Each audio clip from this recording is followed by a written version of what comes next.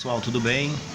Ó, pessoal, sou proprietário de uma Burgman 125 e ó, essa é injetada, ó, 2012. Ó, eu tava indo trabalhar, apresentou o seguinte defeito. Ó, que a craca que eu já desmontei, né? A parte, ó, tava com defeito aqui dentro. Ó, eu tirei aqui o pezinho aqui, ó, ficava acionado para baixo. Quando você ligava lá para acelerar, aqui girava, né? O pezinho ficava assim, ó, batendo. Tá? Mas não era baixo barulho não, era bastante barulho mesmo. O que aconteceu? Eu tive que voltar uns 10 km empurrando essa moto até aqui em casa. Cheguei quebrado, pensa. O mecânico falou que não mexia nessa moto, né? Nesse tipo de moto, eu mexia em 150, CG, 125, essas motos aí. Automático ele não mexia. Aí eu achei melhor eu mesmo mexer. Quando eu cheguei aqui e desmontei, olha qual era o defeito, ó. A polia, não sei se vocês estão vendo quebrado aqui, ó. Ó, o que quebrou?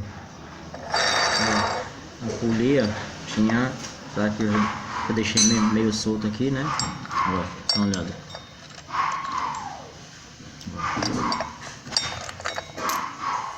Ó, a polia tinha quebrado, ó. Olha aqui, ó. Tá dando pra ver aí? E não tem mais dente. Ou seja, ela ficava boba ali, ó. Não era pouco barulho não, gente. Era bastante barulho. Eu mesmo cheguei aqui em casa, desmontei, né? Já pedi a peça. A peça tá aqui. Ó, completa. Vou trocar aquela também. Ó, completa. Coisa de uma hora, que demorou mais pra chegar a peça. Já mostro pra vocês montado aí.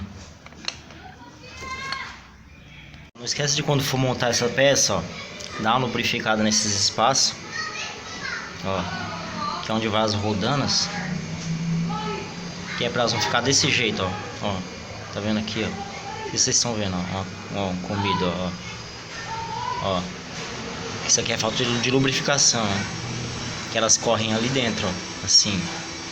Não esqueça da graxa, ó. Isso aqui é a outra peça, ó, nova, ó, as engrenagens, ó.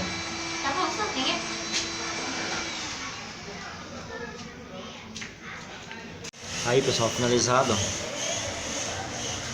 Vamos ver como é que ficou. Vamos testar.